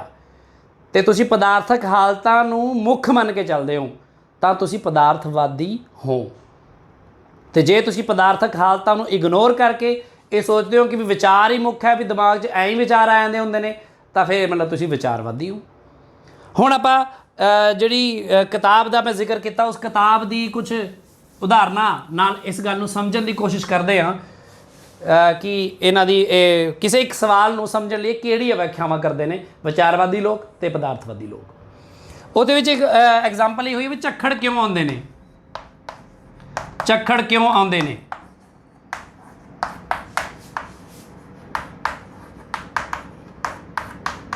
ਹੁਣ ਤੁਸੀਂ ਸੋਚੋ ਵੀ ਇਸ ਗੱਲ ਦਾ ਜਵਾਬ ਕੀ ਦਿੱਤਾ ਜਾ ਸਕਦਾ ਵਾ, ਝੱਖੜ ਕਿਉਂ ਆਉਂਦੇ ਨੇ, ਹੈ ਨਾ। ਝੱਖੜ ਕਿਉਂ ਆਉਂਦੇ ਨੇ, ਜਾਂ ਫਿਰ ਮੰਨ ਲਓ ਬਿਜਲੀ ਕਿਉਂ ਕੜਕਦੀ ਆ ਜਿਹੜੀ, ਜਾਂ ਕਿਸੇ ਜਗ੍ਹਾ ਬਿਜਲੀ ਗਿਰਦੀ ਵੀ ਆ, ਹੈ ਨਾ। ਇਹ ਸਾਰਾ ਕੁਝ ਕਿਉਂ ਹੁੰਦਾ ਵਾ। ਇਹ ਸਮੱਸਿਆ ਵਾ ਇੱਕ ਤੁਹਾਡੇ ਸਾਹਮਣੇ। ਇੱਕ ਇਸ ਸਮੱਸਿਆ ਨੂੰ ਸਮਝਣਾ, ਇਹਨੂੰ ਐਕਸਪਲੇਨ ਕਰਨਾ ਤੁਸੀਂ ਵੀ ਕਿਵੇਂ ਕਿਉਂ ਆਉਂਦੇ ਨੇ ਝੱਖੜ। ਹੁਣ ਵਿਚਾਰਵਾਦੀ ਬੰਦੇ ਕੋਲ ਤਾਂ ਕੁਝ ਹੈ ਨਹੀਂ, ਇਹ ਤਾਂ ਪਦਾਰਥ ਦੇ ਵਿੱਚ ਯਕੀਨ ਹੀ ਨਹੀਂ ਰੱਖਦਾ। ਇਹ ਕਹੂਗਾ ਵੀ ਝੱਖੜ ਆਉਂਦੇ ਨੇ ਕਿਉਂਕਿ ਇਹ ਕਿਸੇ ਦੈਵਿਕ ਸ਼ਕਤੀ ਦੇ ਕਰਕੇ ਆਉਂਦੇ ਨੇ। ਇਹ ਬੜੀ ਜਲਦੀ ਸਵਾਲ ਦਾ ਜਵਾਬ ਐਂ ਦੇ ਦੂਗਾ ਵੀ ਦੈਵਿਕ ਸ਼ਕਤੀ ਆ ਕੋਈ, ਜਾਂ ਕੋਈ ਦੇਵਤਾ ਨਾਰਾਜ਼ ਹੋ ਗਿਆ, ਜਾਂ ਰੱਬ ਗੁੱਸੇ 'ਚ ਆ ਗਿਆ, ਵੀ ਉਹਦੇ ਕਰਕੇ ਝੱਖੜ ਆ ਗਏ, ਉਹਦੇ ਕਰਕੇ ਝੱਖੜ ਆਉਂਦੇ ਨੇ। ਅਤੇ ਹੁਣ ਇਹਨੇ ਵਿਚਾਰਵਾਦੀ ਬੰਦੇ ਨੇ ਇਸ ਸਵਾਲ ਦਾ ਜਵਾਬ ਦੇਖੋ ਕਿਸੇ ਨਾ ਕਿਸੇ ਰੱਬ ਜਾਂ ਕਿਸੇ ਦੈਵਿਕ ਸ਼ਕਤੀ ਦੇ ਪ੍ਰਕੋਪ ਦੇ ਵਿੱਚ ਲੱਭ ਲਿਆ ਵੀ ਪ੍ਰਕੋਪ ਹੁੰਦਾ ਹੈ ਕਿਸੇ ਦਾ ਤਾਂ ਉਹਦੇ ਕਰਕੇ ਆਉਂਦਾ ਹੈ।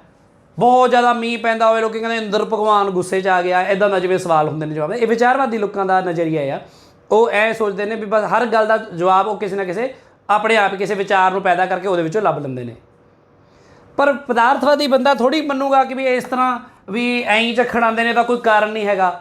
ਪਦਾਰਥਵਾਦੀ ਬੰਦਾ ਕਿਉਂਕਿ ਉਹ ਪਦਾਰਥ ਵਿੱਚ ਯਕੀਨ ਰੱਖਦਾ ਆ, ਜੋ ਵੀ ਵਰਤਾਰਾ ਉਹਦੇ ਸਾਹਮਣੇ ਹੁੰਦਾ ਆ ਉਹਦਾ ਕਾਰਨ ਉਹ ਕਿਸੇ ਪਦਾਰਥ ਵਿੱਚ ਲੱਭਣ ਦੀ ਕੋਸ਼ਿਸ਼ ਕਰਦਾ ਆ। ਤਾਂ ਉਹ ਫਿਰ ਕੀ ਕਰਦਾ ਹੈ, ਉਹ ਖੋਜ ਕਰਦਾ, ਇਹਦੇ ਬਾਰੇ ਸੋਚਦਾ ਆ ਆਪਣੇ ਆਲੇ ਦੁਆਲੇ।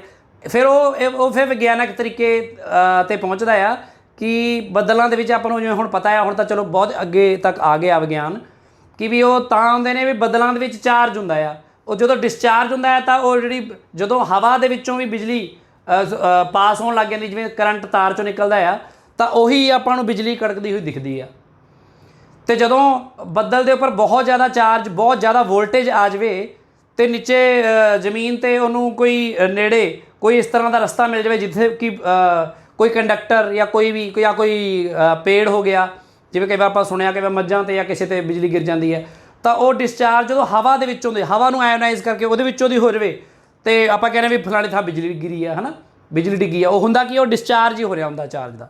ਜਿਵੇਂ ਤਾਰ 'ਚੋਂ ਕਰੰਟ ਪਾਸ ਕਰਦਾ ਹੈ, ਉਵੇਂ ਜਦੋਂ ਹਵਾ 'ਚੋਂ ਪਾਸ ਕਰਨ ਲੱਗ ਜਾਵੇ ਵੋਲਟੇਜ ਬਹੁਤ ਜ਼ਿਆਦਾ ਹੋਣ ਕਰਕੇ, ਤਾਂ ਉਹਨੂੰ ਇਹ ਮੰਨਦਾ ਹੈ ਵੀ ਝੱਖੜ ਤਾਂ ਕਰਕੇ ਆਉਂਦੇ ਨੇ।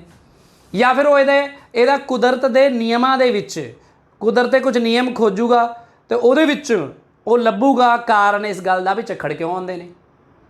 ਹੁਣ ਤੁਸੀਂ ਕਹੋਗੇ ਵੀ ਦੇਖੋ ਇੱਕ ਨੇ ਤਾਂ ਰੱਬ ਦੇ ਵਿੱਚ ਜਾਂ ਰੱਬ ਦੇ ਪ੍ਰਕੋਪ ਦੇ ਵਿੱਚ ਲੱਭ ਲਿਆ ਇਹਦਾ ਸਵਾਲ ਦਾ ਜਵਾਬ, ਇੱਕ ਨੇ ਇਹਦਾ ਵਿਗਿਆਨ ਦੇ ਵਿੱਚ ਲੱਭਿਆ, ਵਿਗਿਆਨਕ ਤਰੀਕੇ ਨਾਲ ਉਹਨੂੰ ਸੋਚਣ ਦੀ ਸਮਝਣ ਦੀ ਕੋਸ਼ਿਸ਼ ਕੀਤੀ। ਅਤੇ ਤੁਹਾਨੂੰ ਪਤਾ ਹੀ ਹੈ ਕਿ ਇਹ ਪਦਾਰਥਵਾਦੀ ਆ ਤਰੀਕਾ। ਹੁਣ ਗੱਲ ਇਹੀ ਹੈ ਕਿ ਫਿਰ ਫ਼ਰਕ ਕੀ ਆ, ਬੰਦਾ ਕੋਈ ਨੁਕਸਾਨ ਤਾਂ ਕਿਸੇ ਦਾ ਵੀ ਨਹੀਂ ਹੋਇਆ ਨਾ, ਵੀ ਨੁਕਸਾਨ ਕੀ ਹੈ ਜੇ ਬੰਦਾ ਐਂ ਹੀ ਸੋਚ ਕੇ ਗੱਲ ਮੁਕਾ ਦੇਵੇ। ਐਂ ਸੋਚਣ ਲਈ ਉਹਨੂੰ ਕਾਫੀ ਕੁਝ ਕਰਨਾ ਪੈਣਾ, ਕਾਫੀ ਸਮਝਣਾ ਪੈਣਾ, ਪੜ੍ਹਨਾ ਲਿਖਣਾ ਪੈਣਾ। ਅਤੇ ਪੜ੍ਹਨ ਲਿਖਣਾ ਤਾਂ ਮੈਂ ਵੈਸੇ ਕਹਿ ਰਿਹਾ, ਮਤਲਬ ਕਿ ਕੁਦਰਤ ਨਾਲ ਵਾਹ ਦਾ ਪਊਗਾ, ਉਹਨੂੰ ਸੋਚਣਾ ਪੈਣਾ ਅਤੇ ਉਹਦੇ ਵਿੱਚੋਂ ਉਹਦੇ ਸਵਾਲ ਦੇ ਹੱਲ ਲੱਭਣੇ ਪੈਣੇ ਆ, ਉਹਨੂੰ ਕਈ ਪ੍ਰਯੋਗ ਕਰਨੇ ਪੈਣੇ ਆ, ਛੋਟੀ ਛੋਟੀ ਲੈਬ ਬਣਾ ਕੇ ਉਹ 'ਚ ਸਿੱਖੂਗਾ, ਕੁਝ ਸਮਝੂਗਾ, ਹੌਲੀ ਹੌਲੀ ਹੌਲੀ ਜਾ ਕੇ ਉਹ ਇਸ ਸਵਾਲ ਦਾ ਜਵਾਬ ਲੱਭੂਗਾ, ਬਹੁਤ ਟਾਈਮ ਲੱਗ ਜੂ ਉਹਨੂੰ। ਇਹਨੇ ਇਹੀ ਕਹਿ ਕੇ ਗੱਲ ਮੁਕਾਤੀ। ਉਹ ਕਹਿਣਗੇ ਵੀ ਨੁਕਸਾਨ ਕੀ ਹੈ? ਨੁਕਸਾਨ ਇਹ ਹੈ ਕਿ ਵਿਚਾਰਵਾਦੀ ਇਸ ਸਵਾਲ ਦਾ ਇਹਦਾ ਦੇ ਦਿੰਦਾ ਜਵਾਬ ਵੀ ਆ ਵੀ ਇਸ ਤੇ ਕਰਕੇ ਹੋ ਜਾਣਾ, ਵੀ ਰੱਬ ਦੇ ਪ੍ਰਕੋਪ ਦੇ ਕਰਕੇ ਆ। ਪਰ ਜੇ ਉਹਨੂੰ ਪੁੱਛੇ ਕਿ ਇਹਦੇ ਝੱਖੜ ਤੋਂ ਆਪਾਂ ਬਚ ਕਿਵੇਂ ਸਕਦੇ ਹਾਂ, ਇਹਦਾ ਹੱਲ ਕੀ ਹੈ, ਜੇ ਉਹ ਪੁੱਛੇ ਵੀ ਇਹਦਾ ਹੱਲ ਦੱਸੋ ਕੀ ਹੈ, ਤਾਂ ਇਹਦਾ ਕੋਈ ਸੋਲੂਸ਼ਨ ਨਹੀਂ ਦਿੰਦਾ ਨਾ ਉਹ। ਇਹਦਾ ਹੱਲ ਕੀ ਹੈ? ਫਿਰ ਹੱਲ ਤਾਂ ਇਹ ਕੋਈ ਹੈ ਹੀ ਨਹੀਂ, ਕਿਉਂਕਿ ਉਹਨੂੰ ਤਾਂ ਕਹਿ ਦਿੱਤਾ ਰੱਬ ਨੂੰ ਗੁੱਸਾ ਆਇਆ। ਹੁਣ ਰੱਬ ਦਾ ਗੁੱਸਾ ਸ਼ਾਂਤ ਕਿਵੇਂ ਕਰਨਾ ਬੰਦਾ ਪੁੱਛੇ, ਫਿਰ ਹੱਲ ਵੀ ਉਹੋ ਜਿਹਾ ਹੀ ਲੱਭੂਗਾ ਵੀ ਯੱਗ ਕਰ ਲਓ, ਉਹ ਪੂਜਾ ਪਾਠ ਕਰ ਲਓ, ਮੰਤਰ ਮੁੰਤਰ ਮਾਰ ਲਓ ਕੋਈ। ਕਿਉਂਕਿ ਹੁਣ ਵਿਚਾਰਵਾਦੀ ਨੇ ਜਿਸ ਤਰ੍ਹਾਂ ਦੀ ਵਿਆਖਿਆ ਕੀਤੀ ਹੈ ਇਸ ਸਮੱਸਿਆ ਦੀ, ਉਹੋ ਜਿਹਾ ਹੀ ਉਹਦੇ ਕੋਲ ਹੱਲ ਹੋਊਗਾ ਬਸ, ਜਿਹਦਾ ਕਿ ਕੋਈ ਫਾਇਦਾ ਹੋਣਾ ਨਹੀਂ। ਤੁਹਾਨੂੰ ਪਤਾ ਹੀ ਆ, ਇਹ ਗੱਲ ਤਾਂ ਦੱਸਣ ਦੀ ਕੋਈ ਲੋੜ ਨਹੀਂ। ਪਦਾਰਥਵਾਦੀ ਕਿਉਂਕਿ ਸਮਝਦਾ ਆ ਕਿ ਇਹ ਗੱਲ ਕੀ ਹੈ, ਕਿਉਂਕਿ ਉਹ ਸਮਝ ਲੈਂਦਾ ਹੈ ਕਿ ਬੇਸਿਕਲੀ ਇਹ ਵੀ ਜਿਹੜੇ ਚਾਰਜ ਦਾ ਹਵਾ ਦੇ ਵਿੱਚੋਂ ਦੀ ਡਿਸਚਾਰਜ ਹੋਣਾ ਆ, ਅਤੇ ਉਹਦੇ ਕਰਕੇ ਇਹ ਆਪਣੀ ਬਿਲਡਿੰਗ ਨੂੰ, ਆਪਣੇ ਘਰ ਨੂੰ ਬਚਾਉਣ ਦੇ ਲਈ ਆਪਣੇ ਉੱਥੇ ਬਹੁਤ ਵੱਡੇ ਵੱਡੇ ਕੰਡਕਟਰ ਲਾ ਕੇ ਬਿਜਲੀ ਦੇ ਜ਼ਮੀਨ ਵਿੱਚ ਜਾਣ ਦਾ ਰਸਤਾ ਬਣਾ ਸਕਦਾ ਆ, ਕਿ ਜੇ ਬਿਜਲੀ ਗਿਰਨੀ ਆ ਤਾਂ ਮੇਰੇ ਘਰ 'ਤੇ ਗਿਰਨ ਦੀ ਬਜਾਏ ਉਸ ਕੰਡਕਟਰ 'ਤੇ ਗਿਰੇ, ਅਤੇ ਉਹ ਕੰਡਕਟਰ ਦੇ ਰਾਹੀਂ ਉਹ ਜ਼ਮੀਨ ਵਿੱਚ ਚਲੀ ਜਾਵੇ, ਉਸੇ ਟਾਈਮ ਹੀ ਅਰਥਿੰਗ ਹੋ ਜਾਵੇ ਉਹਦੀ, ਅਤੇ ਮੇਰਾ ਘਰ ਬਚ ਜਾਵੇ। ਕਿਉਂਕਿ ਉਹਨੇ ਵਿਗਿਆਨਕ ਤਰੀਕੇ ਨਾਲ ਉਸ ਚੀਜ਼ ਨੂੰ ਸਮਝਿਆ, ਪਦਾਰਥਵਾਦੀ ਤਰੀਕੇ ਨਾਲ ਸਮਝਿਆ। ਸੋ ਇਹਦੇ ਕੋਲ ਉਹਦਾ ਹੱਲ ਲੱਭਣ ਦੀ ਪੋਸੀਬਿਲਿਟੀ ਹੈਗੀ ਹੈ, ਇਹਦੇ ਕੋਲ ਹੱਲ ਹੈਗਾ ਉਹਦਾ, ਜਿਹਦੇ ਉੱਪਰ ਕਿ ਉਹ ਕੰਮ ਕਰ ਸਕਦਾ ਕੋਈ, ਜਿਹਦੇ ਨਾਲ ਉਹ ਆਪਣੇ ਆਪ ਨੂੰ ਤਾਕਤਵਰ ਮਹਿਸੂਸ ਕਰੂਗਾ ਕਿ ਕੁਦਰਤ ਦੇ ਇਸ ਵਰਤਾਰੇ ਨੂੰ ਮੈਂ ਸਮਝ ਲਿਆ ਅਤੇ ਮੈਂ ਹੁਣ ਇਸ ਨੂੰ ਆਪਣੇ ਹਿਸਾਬ ਨਾਲ ਆਪਣੇ ਫਾਇਦੇ ਲਈ ਵਰਤ ਸਕਦਾ ਹਾਂ। ਇਹ ਤਾਂ ਕੁਛ ਵੀ, ਇਹ ਤਾਂ ਵਿਚਾਰਵਾਦੀ ਤਰੀਕੇ ਦਾ ਕੁਛ ਕਿਸੇ ਪਾਸੇ ਪਹੁੰਚੂਗਾ ਨਹੀਂ। ਆਹ ਹੋ ਗਿਆ ਇਹਦਾ ਕਿ ਝੱਖੜ ਕਿਉਂ ਆਉਂਦੇ ਨੇ। ਸੋ ਦੇਖੋ ਕਿ ਵਿਚਾਰਵਾਦੀ ਹੋਣ ਦਾ ਜਾਂ ਪਦਾਰਥਵਾਦੀ ਹੋਣ ਦੇ ਵਿੱਚੋਂ ਕਿਹੜਾ ਸੋਚਣ ਦਾ ਤਰੀਕਾ ਜਿਹੜਾ ਜਿਹਦਾ ਆਪਾਂ ਨੂੰ ਜ਼ਿਆਦਾ ਫਾਇਦਾ ਆ। ਹੁਣ ਦੂਜਾ ਸਵਾਲ ਇੱਕ ਹੋਰ ਲੈਂਦੇ ਇਸ ਤਰ੍ਹਾਂ ਦਾ ਹੀ, ਇਹ ਵੀ ਉਸੇ ਕਿਤਾਬ 'ਚੋਂ ਹੀ ਮੈਂ ਲੈ ਰਿਹਾ ਵੀ ਲੋਕ ਅਮੀਰ ਜਾਂ ਗਰੀਬ ਕਿਉਂ ਹੁੰਦੇ ਨੇ। ਹੁਣ ਇਹ ਸਮਾਜਿਕ ਸਮੱਸਿਆ, ਉਹ ਪਹਿਲਾਂ ਵਾਲੀ ਵਿਗਿਆਨ ਨਾਲ ਜੁੜੀ ਹੋਈ ਸੀ, ਲੋਕ ਅਮੀਰ ਜਾਂ ਗਰੀਬ ਕਿਉਂ ਨੇ। ਹੁਣ ਦੇਖੋ, ਹੁਣ ਆ ਵੀ ਇੱਕ ਸਵਾਲ ਆ, ਲੋਕ ਅਮੀਰ ਜਾਂ ਗਰੀਬ ਕਿਉਂ ਨੇ, ਅਤੇ ਇਹਨੂੰ ਵੀ ਸਮਝਿਆ ਜਾਵੇ ਅਤੇ ਦੇਖਿਆ ਜਾਵੇ ਇਸ ਸਮੱਸਿਆ ਨੂੰ ਕਿਵੇਂ ਸਮਝਦੇ ਨੇ ਦੋਨੇ, ਅਤੇ ਫਿਰ ਉਹਦਾ ਉਹ ਹੱਲ ਲੱਭ ਪਾਉਂਦੇ ਨੇ ਕਿ ਨਹੀਂ ਲੱਭ ਪਾਉਂਦੇ ਨੇ। ਪਹਿਲੀ ਜਿਹੜੀ ਸਮੱਸਿਆ ਸੀਗੀ ਉਹ ਸੀਗੀ ਕੁਦਰਤ ਨਾਲ ਜੁੜੀ ਹੋਈ, ਕੁਦਰਤ ਦੇ ਕਿਸੇ ਵਰਤਾਰੇ ਬਾਰੇ। ਦੂਜੀ ਹੈਗੀ ਸਮਾਜ ਦੇ ਇੱਕ ਵਰਤਾਰੇ ਬਾਰੇ। ਹੁਣ ਲੋਕ ਅਮੀਰ ਜਾਂ ਗਰੀਬ ਕਿਉਂ ਹੁੰਦੇ ਨੇ, ਇਹਨੂੰ ਵਿਚਾਰਵਾਦੀ ਕਿਵੇਂ ਸੋਚੂਗਾ। ਉਹ ਕਹੂਗਾ ਵੀ ਹੁੰਦੇ ਨੇ, ਵੀ ਰੱਬ ਨੇ ਇਹ ਬਣਾਏ ਨੇ, ਕਿਉਂਕਿ ਪਹਿਲਾ ਜਵਾਬ ਤਾਂ ਉਹਦੇ ਕੋਲ ਹੁੰਦਾ ਹੀ ਹੈ ਵਿਚਾਰਵਾਦੀ ਕੋਲ ਕਿ ਲੋਕ ਅਮੀਰ ਜਾਂ ਗਰੀਬ ਕਿਉਂ ਨੇ, ਕਿਉਂਕਿ ਰੱਬ ਨੇ ਐਵੇਂ ਬਣਾਏ ਨੇ। ਜਾਂ ਫਿਰ ਕਹਿ ਦੂਗਾ ਕੁਝ ਲੋਕ ਜ਼ਿਆਦਾ ਵਧੀਆ ਪਲੈਨਿੰਗ ਕਰਦੇ ਆ, ਅਤੇ ਜ਼ਿਆਦਾ ਮਿਹਨਤ ਕਰਦੇ ਆ, ਅਤੇ ਇਸ ਲਈ ਉਹ ਅਮੀਰ ਹੋ ਜਾਂਦੇ ਹੋਣਗੇ। ਨਿਕੰਮੇ ਜਾਂ ਫਿਰ ਮਿਹਨਤ ਨਾ ਕਰਨ ਵਾਲੇ ਲੋਕ ਗਰੀਬ ਹੋ ਜਾਂਦੇ ਹੋਣਗੇ, ਇੱਦਾਂ ਦਾ ਕੁਝ ਦੱਸੂਗਾ।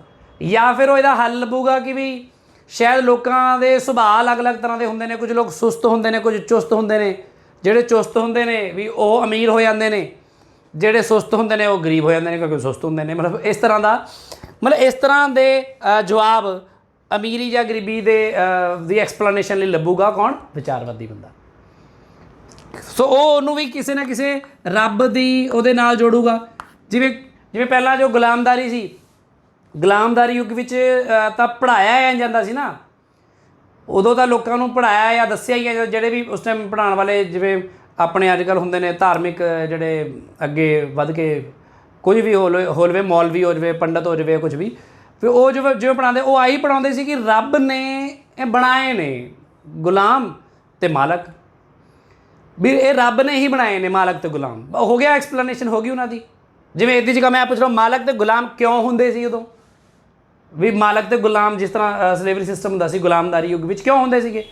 ਤਾਂ ਉਹ ਕਹੋਗੇ ਰੱਬ ਨੇ ਬਣਾਏ ਆ, ਅਤੇ ਉਹ ਆਹੀ ਦੱਸਦੇ ਸੀ ਅਤੇ ਲੋਕਾਂ ਵਿੱਚ ਇਹੀ ਗੱਲ ਦਾ ਪ੍ਰਚਾਰ ਕੀਤਾ ਜਾਂਦਾ ਸੀ। ਅਤੇ ਹੁਣ ਜੇ ਰੱਬ ਨੇ ਹੀ ਬਣਾਏ ਨੇ ਫਿਰ ਤੁਸੀਂ ਉਸ ਨੂੰ ਬਦਲਣ ਦਾ ਤਾਂ ਕੁਝ ਸੋਚ ਵੀ ਨਹੀਂ ਸਕਦੇ, ਕਿਉਂਕਿ ਤੁਸੀਂ ਤਾਂ ਇਹ ਰੱਬ ਦੀ ਹੀ ਦੇਣ ਮੰਨ ਕੇ ਚੱਲੋਗੇ। ਪਰ ਹੁਣ ਇਸ ਸਵਾਲ 'ਤੇ ਆਈਏ, ਅਮੀਰ ਜਾਂ ਗਰੀਬ ਕਿਉਂ ਨੇ? ਇਹਦਾ ਪਦਾਰਥਵਾਦੀ ਨਜ਼ਰੀਆ ਕੀ ਆ? ਪਦਾਰਥਵਾਦੀ ਨਜ਼ਰੀਏ ਵਿੱਚ ਰੱਬ ਨਹੀਂ ਹੈਗਾ। ਉਹ ਤਾਂ ਕਹੋਗਾ ਲੋਕ ਅਮੀਰ ਅਤੇ ਗਰੀਬ ਕਿਉਂ ਹੁੰਦੇ ਨੇ, ਫਿਰ ਉਹ ਜਿਹੜੀ ਆਰਥਿਕ ਅਤੇ ਸਮਾਜਿਕ ਜਿਹੜੀ ਆਪਣੀ ਰਚਨਾ ਹੈਗੀ ਆ ਉਹਨੂੰ ਸਮਝਣ ਦੀ ਕੋਸ਼ਿਸ਼ ਕਰੂਗਾ ਵੀ ਇਹ ਸਮਾਜ ਕਿਵੇਂ ਦਾ ਆ, ਇਹ ਕਿਵੇਂ ਚੱਲਦਾ ਆ, ਇਹ 'ਚ ਕਿਹੜੀ ਤਾਕਤਾਂ ਨੇ, ਇਹ 'ਚ ਪੈਦਾਵਾਰ ਕਿਵੇਂ ਹੁੰਦੀ ਆ, ਪੈਦਾਵਾਰ ਦੇ ਸਾਧਨਾਂ 'ਤੇ ਕਿਹੜੀ ਜਮਾਤ ਕਾਬਜ਼ ਆ। ਅਤੇ ਫਿਰ ਉਹਨੂੰ ਪਤਾ ਲੱਗੂਗਾ ਕਿ ਜਿਹੜਾ ਬੰਦਾ ਕਿਸੇ ਕਾਰਖਾਨੇ ਵਿੱਚ 300-350 ਦੀ ਦਿਹਾੜੀ ਕਰਦਾ ਆ, ਵੀ ਉਹ ਭਾਵੇਂ 12 ਘੰਟੇ ਕੰਮ ਕਰ ਲਏ ਭਾਵੇਂ 16 ਘੰਟੇ ਕੰਮ ਕਰ ਲਵੇ, ਉਹ ਅਮੀਰ ਥੋੜ੍ਹੀ ਬਣ ਸਕਦਾ ਕਦੀ ਵੀ, ਕਿਉਂਕਿ ਉਹਦੀ ਤਾਂ ਦਿਹਾੜੀ 350-400 ਰੁਪਏ ਆ। ਸੋ ਉਹ ਕਦੀ ਵੀ ਅਮੀਰ ਨਹੀਂ ਬਣ ਸਕਦਾ। ਅਤੇ ਜਿਹੜਾ ਬੰਦਾ ਅਮੀਰ ਆ ਉਹਦਾ ਜਵਾਕ ਚਾਹੇ ਨਿਕੰਮਾ ਆ, ਚਾਹੇ ਉਹ ਨਿਕੰਮਾ ਹੀ ਆ, ਪਰ ਉਹ ਜੰਮਿਆ ਹੀ ਉਹ ਮਾਲਕ ਬਣ ਕੇ ਆ ਫੈਕਟਰੀ ਦਾ। ਅਤੇ ਫੈਕਟਰੀ ਵਿੱਚ ਜਿੰਨੇ ਵੀ ਮਜ਼ਦੂਰ ਕੰਮ ਕਰ ਰਹੇ ਨੇ ਵੀ ਸਾਰਿਆਂ ਦੀ ਕਿਰਤ ਕਮਾਈ ਵਿੱਚੋਂ ਜੋ ਵੀ ਮੁਨਾਫਾ ਪੈਦਾ ਹੁੰਦਾ ਹੈ ਉਹਦਾ ਤਾਂ ਉਹ ਮਾਲਕ ਪਹਿਲਾਂ ਹੀ ਆ, ਬਿਨਾਂ ਕੋਈ ਕੰਮਕਾਰ ਕੀਤੇ ਵੀ ਉਹ ਮਾਲਕ ਆ। ਅਤੇ ਇਹ ਫਰਕ ਜਿਹੜਾ ਆ ਉਹ ਸਮਝੂਗਾ ਕੋਈ ਪਦਾਰਥਵਾਦੀ, ਉਹ ਕਿਉਂਕਿ ਸਮਾਜ ਦੀ ਸਮਾਜਿਕ ਅਤੇ ਆਰਥਿਕ ਬਣਤਰ ਨੂੰ ਸਮਝੂਗਾ ਪਹਿਲਾਂ। ਫਿਰ ਗੱਲ ਆਉਂਦੀ ਵੀ ਇਹਦਾ ਹੱਲ ਕੀ ਆ, ਵੀ ਲੋਕ ਇੰਨੀ ਗਰੀਬੀ 'ਚ ਨੇ ਇੰਨੀ ਅਮੀਰੀ 'ਚ ਨੇ, ਵੀ ਇਹਦਾ ਹੱਲ ਕੀ ਆ? ਆਹ ਫਿਰ ਆਪਣਾ ਹੱਲ ਲੱਭੂਗਾ ਜਿਹੜਾ ਵਿਚਾਰਵਾਦੀ ਬੰਦਾ ਆ, ਉਹ ਹੱਲ ਵੀ ਉਹੀ ਜਿਹਾ ਲੱਭੂਗਾ। ਉਹ ਕਹੂਗਾ ਦਾਨ ਪੁੰਨ ਕਰ ਦਿਆ ਕਰੋ, ਜਾਂ ਫਿਰ ਕਹੂਗਾ ਅਮੀਰਾਂ ਨੂੰ ਪ੍ਰੇਰਿਤ ਕਰਨਾ ਚਾਹੀਦਾ ਵੀ ਉਹ ਗਰੀਬਾਂ ਨੂੰ ਆਪਣਾ ਥੋੜ੍ਹਾ ਪੈਸਾ ਦਿੰਦੇ ਰਹਿਣ, ਜਾਂ ਫਿਰ ਕਹੂਗਾ ਵੀ ਮੰਦਰਾਂ ਗੁਰਦੁਆਰਿਆਂ ਦੇ ਬਾਹਰ ਜਿਹੜੇ ਗਰੀਬ ਹੁੰਦੇ ਨੇ ਵੀ ਸਾਰਿਆਂ ਨੂੰ ਜਾ ਕੇ ਹਫ਼ਤੇ 'ਚ ਇੱਕ ਵਾਰੀ ਰੋਟੀ ਖਵਾ ਦੇਣੀ ਚਾਹੀਦੀ ਆ। ਪਰ ਇਹਦੇ ਨਾਲ ਅਮੀਰੀ ਅਤੇ ਗਰੀਬੀ ਵਿੱਚ ਵੰਡਿਆ ਜਿਹੜਾ ਇਹ ਸਮਾਜ ਆ ਇਹ ਮਤਲਬ ਇਹ ਖ਼ਤਮ ਨਹੀਂ ਹੋਣ ਲੱਗਾ। ਅਮੀਰੀ ਅਤੇ ਗਰੀਬੀ ਦਾ ਜਿਹੜਾ ਪਾੜਾ ਆ ਉਹ ਦੂਰ ਨਹੀਂ ਹੋਣ ਲੱਗਾ। ਇਹਦੇ ਨਾਲ ਸਮਾਜ ਵਿੱਚ ਸਾਰਿਆਂ ਨੂੰ ਸਿੱਖਿਆ, ਰੁਜ਼ਗਾਰ, ਸਿਹਤ ਸਹੂਲਤਾਂ, ਇਹ ਜਿਹੜੇ ਹੱਕ ਆ ਉਹ ਨਹੀਂ ਮਿਲਣ ਲੱਗੇ। ਇਹ ਸਾਨੂੰ ਪਤਾ ਆ। ਚੈਰਿਟੀ ਨਾਲ ਇਹ ਲੱਭੂਗਾ ਹੱਲ ਉਹਦਾ ਵਿਚਾਰਵਾਦੀ ਬੰਦਾ। ਪਦਾਰਥਵਾਦੀ ਬੰਦਾ ਕਿਵੇਂ ਲੱਭੂਗਾ? ਇਹ ਕਹੂਗਾ ਮੇਰੇ ਪੈਦਾਵਾਰੀ ਸਾਧਨਾਂ 'ਤੇ ਬਹੁਤ ਚੰਦ ਕੁਛ ਘੱਟ ਲੋਕਾਂ ਦਾ ਇਹ ਕਬਜ਼ਾ ਆ, ਅਤੇ ਬਹੁਤ ਸਾਰੇ ਲੋਕਾਂ ਕੋਲ ਕੁਝ ਹੈ ਹੀ ਨਹੀਂ ਗਾ, ਨਾ ਜ਼ਮੀਨ ਆ, ਨਾ ਫੈਕਟਰੀ ਆ, ਨਾ ਕੋਈ ਵੀ ਇਸ ਤਰ੍ਹਾਂ ਦੀ ਚੀਜ਼ ਜਿਹੜੀ ਨਾਲ ਉਹ ਪੈਦਾਵਾਰ ਕਰ ਸਕੇ।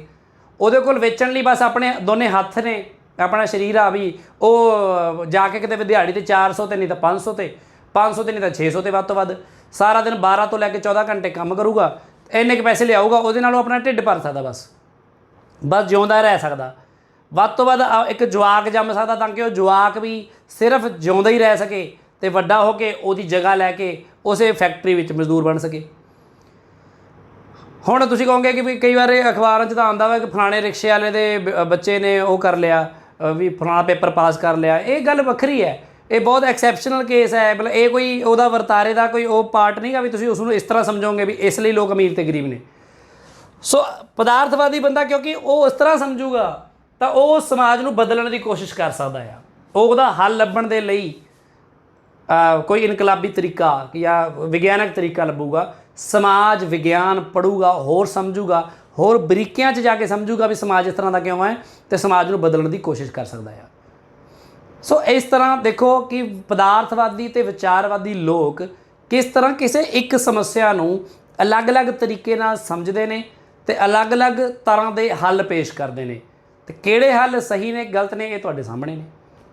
ਸੋ ਜ਼ਿਆਦਾਤਰ ਜਿੰਨੀ ਜ਼ਿਆਦਾ ਵਿਗਿਆਨ ਦੀ ਤਰੱਕੀ ਹੋਈ ਆ ਪਿਛਲੇ 150-200 ਸਾਲ 'ਚ ਵੀ, ਉਨਾ ਹੀ ਪਦਾਰਥਵਾਦੀ ਜਿਹੜਾ ਨਜ਼ਰੀਆ ਆ ਉਹਦੇ ਵਾਲੇ ਪਾਸੇ ਲੋਕ ਜ਼ਿਆਦਾ ਆਏ ਨੇ। ਨਵੀਆਂ ਪੀੜ੍ਹੀਆਂ ਜੋ ਅੱਜ ਕੱਲ੍ਹ ਵਿਗਿਆਨ ਪੜ੍ਹਨ ਵਾਲੇ ਬੱਚੇ ਨੇ ਵੀ ਉਹ ਸਾਰੇ ਪਦਾਰਥਵਾਦੀ ਹੀ ਹੁੰਦੇ ਨੇ, ਪਦਾਰਥਵਾਦੀ ਹੋਣਾ ਚਾਹੁੰਦੇ ਹੁੰਦੇ ਨੇ। ਚਾਹੇ ਉਹਨਾਂ ਨੂੰ ਉਹਨਾਂ ਦੀ ਪ੍ਰੈਕਟਿਸ ਵਿੱਚ ਫਸਾ ਕੇ ਕਿਤੇ ਤੁਸੀਂ ਵਿਚਾਰਵਾਦੀ ਬਣਾ ਲੈਂਦੇ ਹੋ। ਤੁਸੀਂ ਚਾਹੇ ਕਿਸੇ ਬੱਚੇ ਨੂੰ ਮੱਥਾ ਟੇਕਣ ਲਾ ਲਓ ਕਿਤੇ ਵੀ ਫਲਾਣੀ ਜਗ੍ਹਾ ਮੱਥਾ ਟੇਕਣ ਨਾਲ ਤੇਰੇ ਨੰਬਰ ਵਧੀਆ ਆਉਣਗੇ, ਪਰ ਉਹ ਘਰੇ ਆ ਕੇ ਕਿਤਾਬ ਚੱਕ ਲੈਂਦਾ, ਉਹਨੂੰ ਪਤਾ ਨੰਬਰ ਐ ਨਹੀਂ ਵਧੀਆ ਆਉਣਗੇ, ਨੰਬਰ ਪੜ੍ਹ ਕੇ ਵਧੀਆ ਆਉਣਗੇ। ਵੀ ਮੈਨੂੰ ਪੜ੍ਹਨਾ ਲਿਖਣਾ ਪੈਣਾ, ਚੀਜ਼ਾਂ ਨੂੰ ਸਮਝਣਾ ਪੈਣਾ, ਤਾਂ ਹੀ ਮੈਂ ਕਰ ਸਕਦਾ ਪੇਪਰ ਪਾਸ। ਵੀ ਇਕੱਲਾ ਮੱਥਾ ਟੇਕ ਕੇ ਫਲਾਣੀ ਥਾਂ ਦਾ ਪ੍ਰਸ਼ਾਦ ਖਾ ਕੇ ਮੇਰੇ ਨੰਬਰ ਵਧੀਆ ਨਹੀਂ ਆਉਣਗੇ। ਮਤਲਬ ਉਹ ਬੱਚਾ ਉਹਦੇ ਘਰ ਦੇ ਤਾਂ ਉਹਨੂੰ ਲੈ ਕੇ ਫਲਾਣੀ ਥਾਈਂ 'ਤੇ ਕਿਤੇ ਵੀ ਮੱਥਾ ਟਿਕਾਣ, ਉਹ ਪਰ ਉਹਨੂੰ ਪਤਾ ਹੈ ਕਿ ਉਹਦੇ ਨਾਲ ਕੁਛ ਨਹੀਂ ਹੋਣ ਵਾਲਾ। ਉਹ ਆਪਣੀ ਪ੍ਰੈਕਟਿਸ ਵਿੱਚ ਲੱਗ ਸਕਦਾ ਹੈ ਕਿ ਉਹ ਵਿਚਾਰਵਾਦੀ ਹੈ, ਪਰ ਉਹ ਪਦਾਰਥਵਾਦੀ ਹੈ, ਕਿਉਂਕਿ ਉਹ ਸਮਝਦਾ ਹੈ ਇਸ ਗੱਲ ਨੂੰ। ਬਿਲਕੁਲ ਇਸੇ ਤਰ੍ਹਾਂ ਹੀ ਤੁਸੀਂ ਸੋਚ ਕੇ ਦੇਖੋ, ਜਿਹੜੇ ਲੋਕ ਜਿਵੇਂ ਫਿਲਮਾਂ ਵਗੈਰਾ 'ਚ ਤੁਸੀਂ ਸੀਨ ਦੇਖੇ ਹੋਣੇ ਆ, ਫਿਲਮਾਂ 'ਚ ਇੱਕ ਸੀਨ ਹੁੰਦਾ ਨਾ ਕਿ ਜਦੋਂ ਇੱਕ ਬੰਦਾ ਬਿਮਾਰ ਪਿਆ ਬਹੁਤ ਜ਼ਿਆਦਾ, ਡਾਕਟਰ ਉਹਨੂੰ ਚੈੱਕ ਕਰ ਰਿਹਾ, ਪਿੱਛੇ ਉਹ ਬੰਦੇ ਦੇ ਰਿਸ਼ਤੇਦਾਰ ਜਾਂ ਦੋਸਤ ਖੜੇ ਨੇ 3-4, फिर डॉक्टर उन्होंने चेक करके फिर डॉक्टर कहना भी देखो भी इसको दवा की नहीं दुआ की ज़रूरत है, भी मैं कुछ नहीं कर सकता, तो नाल ही वो बंदे रोन लग जाते हैं सारे। बंदा पूछे भी तुसीं तां रब च बड़ा यकीन रखने वाले बंदे हो, तुसीं क्यों रोन लग गए? उन्हें यही कहा भी रब च यकीन रखो, दुआ की लोड़ है, तो मतलब उन्होंने लोगों को दुआ ते बहुता यकीन नहीं होंदा। ਜਿਹੜੇ ਬੰਦੇ ਬਹੁਤਾ ਰੱਬ ਰੱਬ ਕਰਦੇ ਨੇ ਉਹਨਾਂ ਨੂੰ ਵੀ ਰੱਬ ਦੇ ਅੱਗੇ ਦੁਆ ਕਰਨ 'ਚ ਕੋਈ ਯਕੀਨ ਨਹੀਂ ਹੁੰਦਾ। ਉਹਨਾਂ ਨੂੰ ਪਤਾ ਹੁੰਦਾ ਵੀ ਦੁਆ ਦਾ ਮਤਲਬ ਹੈ ਹੁਣ ਬੰਦਾ ਗਿਆ ਸਾਡੇ ਇੱਥੋਂ, ਕਿਉਂਕਿ ਜਿਹੜਾ ਡਾਕਟਰ ਜਿਹਨੇ ਇੰਨੀ ਡਾਕਟਰੀ ਕੀਤੀ, ਪੜ੍ਹਾਈ ਲਿਖਾਈ ਕੀਤੀ ਆ, ਜੋ ਇੰਨੀ ਪੜ੍ਹਾਈ ਲਿਖਾਈ ਕਰਨ ਵਾਲਾ ਬੰਦਾ ਕਹਿ ਰਿਹਾ ਵੀ ਮੇਰੇ ਹੱਥ ਨਹੀਂ ਹੈਗਾ, ਤਾਂ ਉਹਨਾਂ ਨੂੰ ਪਤਾ ਵੀ ਸਾਡਾ ਬੰਦਾ ਹੁਣ ਜਾਊਗਾ ਦੁਨੀਆ ਤੋਂ। ਇਹਦਾ ਮਤਲਬ ਕੀ ਹੈ ਕਿ ਉਹ ਬੰਦੇ ਐਂ ਦੁਆ ਤਾਂ ਕਰਨਗੇ, ਉਹ ਲੱਗੂਗਾ ਕਿ ਉਹ ਵਿਚਾਰਵਾਦੀ ਨੇ, ਪਰ ਅਸਲ ਵਿੱਚ ਉਹ ਪਦਾਰਥਵਾਦੀ ਨੇ। ਉਹਨਾਂ ਨੂੰ ਪਤਾ ਆ ਵੀ ਹੁਣ ਇਹ ਪਦਾਰਥ ਜਿਹੜਾ ਸਾਡਾ ਬੰਦਾ ਆ ਇਹਨੇ ਗਤੀ ਕਰਨੀ ਆ, ਇਹ ਹੁਣ ਚਲੇ ਜਾਣਾ ਸਾਡੇ ਤੋਂ, ਫਿਰ ਉਹ ਰੋਂਦੇ ਨੇ ਇਸੇ ਲਈ।